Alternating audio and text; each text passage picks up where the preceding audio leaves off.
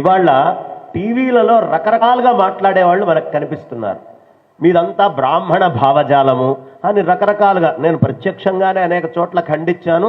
నాకు ఎవరు పక్కన కూర్చున్నా భయం లేదు. బ్రాహ్మణత్వం అంటే బ్రాహ్మణత్వమే, దీంట్లో రాజీ లేదు, లోటు అసలు తీసుకురావాల్సిన అవసరం లేదు. ఎందుకంటే మన పూర్వీకులు ఇచ్చిన చరిత్ర అది.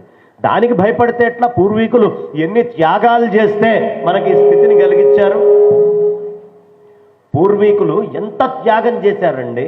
ఒక్కసారి ఆలోచించండి. వైదిక ధర్మం మొత్తము బుడత కీచులు, మిగతా వాళ్ళు, అలెగ్జాండర్ సైన్యాలు అందరూ కూడా బయట నుంచి మ్లేచ్యులు కొట్టుకుంటూ వస్తుంటే దాన్ని కాపాడాలి అనే తపనతో ఒక వెర్రి బ్రాహ్మడు కాళ్ళల్లో పల్లేరుగాయ గుచ్చుకుంటే దాన్ని నలిపి పిండి నీళ్లల్లో పోసుకొని తాగి ఒక మహా సామ్రాజ్యాన్ని, గుప్త సామ్రాజ్యాన్ని, మౌర్య సామ్రాజ్యాన్ని స్థాపించినటువంటి మహానుభావుడు ఎవరు? చాణక్యుడు కాదా? ఎంత జ్ఞానాన్ని అందించాడు. ఎందుకయ్యా ఆయన తాపత్రయపడ్డది? బ్రాహ్మణుల కోసం మాత్రమే తాపత్రయపడ్డాడు ఆయన కాదు. మొత్తము సనాతన వైదిక ధర్మం అట్లా పరిఢవిల్లుతూ నిల్చోవాలి. నవనందులు గనక అక్కడ నిల్చొని ఉంటే వాళ్ళకి దాసులై వాళ్ళు ఎలా చెప్తే అలా బతుకుతారు. అలా కాదు, వైదిక ధర్మం నిల్చోవాలంటే ఎవరో ఒకళ్ళు ఆ పీఠం మీదకి ఎక్కాలి అని దానికి యోగ్యమైనటువంటి వాళ్ళని వెతికి తీసుకొని వచ్చి పెట్టి అనేకమైనటువంటి ఆర్థిక విషయాలు రకరకాలైనటువంటివి చెప్పింది ఎవరండి? బ్రాహ్మడు కాదా? ఇవాళ మనం గ్రహణం రాగానే టీవీల్లో వస్తారు పనికిమాలిన వాళ్ళందరూ రకరకాలుగా మాట్లాడటానికి. వీళ్ళ వల్ల గ్రహణం పట్టేట్టుగా ఉంటుంది మధ్యలో అటు ఇటు. అయితే అది గ్రహణం లాంటిదే కాబట్టి రాహుకేతువులు లాంటి నీడ అది కొట్టుకుపోతుంది. ఎప్పుడు శాశ్వతంగా ఉండే అవకాశమే లేదు. ఓ పక్కన మ్లేచ్చులు వచ్చి మన మీద దాడి చేస్తూ ఉంటే విద్యారణ్య స్వామి వారు విజయనగర సామ్రాజ్యాన్ని స్థాపించి ఆ విజయనగర సామ్రాజ్యం ద్వారా ఇవాళ 7 రాష్ట్రాలు, ఇందాక వచ్చేటప్పుడే నాకు చెప్పారు చక్కగా మా లక్ష్మీ నరసింహాచార్యులు వారు, బిర్లా మందిర్ దీనికి సంబంధించిన వారు, అక్కడ ఆయనను వేదాంత దేశికాచార్యుల వారు మిత్రులండి అని. వేదాంత దేశికాచార్యుల వారి అభ్యర్థన మేరకు శ్రీరంగములో మొత్తము మ్లేచ్యులు దాడి చేస్తే ఆ శ్రీరంగ క్షేత్రాన్ని మొత్తాన్ని విజయనగర సామ్రాజ్య స్థాపన చేసి ఇక్కడి నుంచి సైన్యాన్ని పంపించి మధురైని, అక్కడ మిగతా అయినటువంటి క్షేత్రాలన్నిటినీ తిరుమలని అన్ని చోట్ల కాపాడినటువంటి మహానుభావుడు. ఒక్క బ్రాహ్మడి కోసం బ్రాహ్మడు ఎప్పుడు బతకడండి. బ్రాహ్మడు త్యాగముతో సమాజం బాగుండాలి, హైందవం బాగుండాలి, సనాతన వైదిక ధర్మం బాగుండాలి అని జీవించేటటువంటి వాడే నిజమైనటువంటి బ్రాహ్మడు. ఎంత మేధా సంపత్తి బ్రాహ్మడి దగ్గర ఉంటుందో తెలుసా అండి? ఇందాక 3% కాబట్టి మీరు ఓటు బ్యాంక్ కాదు అని అన్నారు. ఈ 3% ఇన్ఫ్లుయెన్స్ కనుక కరెక్ట్ గా చేస్తే, వాళ్ళు మాట్లాడితే మైకుల ముందు కూర్చొని విశ్లేషణతో విచక్షణతో వాళ్ళు మాట్లాడితే మహామహా సామ్రాజ్యాలు కుప్ప కూలిపోతాయి.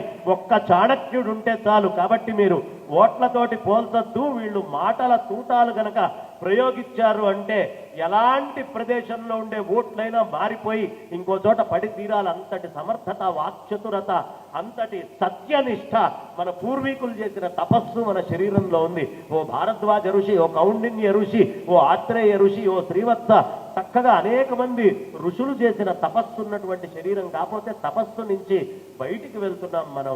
ఆ తపస్సుతో ఒకసారి అనుసంధానం చేసుకుంటే ఈ బ్రాహ్మణత్వం ఏమిటి, దాని గొప్పతనం ఏమిటి, మనం ఎక్కడ ఉండాలి.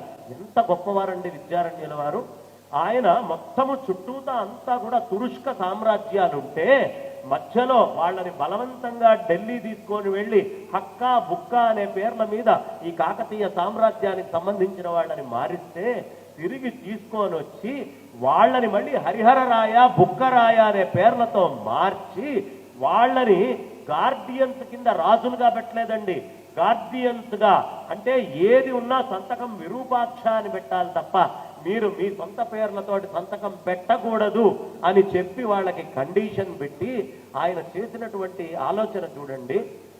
కుర్తు రాజ్యానికి పందిని తీసుకొని వచ్చి పెట్టారు. ఎందుకు పందిని పెట్టారయ్యా అంటే తురుష్కులు పంది అనేటటువంటి దాన్ని అసహ్యించుకుంటారు. కాబట్టి ఆ సామ్రాజ్యం నుంచి నాకు డబ్బు కావాలి అనే కోరిక, వాడు ఈ సామ్రాజ్యం నాది కావాలి అనే కోరిక లేకుండా ముందు తీసవతలు పారేశాడు. ఆ తర్వాత ఆ వరాహ రూపాన్నే వరాహాలుగా బిళ్ళల కింద ముద్ర కొట్టించి డబ్బుల కింద పెట్టాడు. అయ్యా ఢిల్లీ సుల్తాన్ గారు, మా రాజ్యం నుంచి మీకు ఎంత కప్పం కట్టమంటే అన్ని వరాహాలు, అన్ని పందులు మీకు ఇస్తామన్నాడు.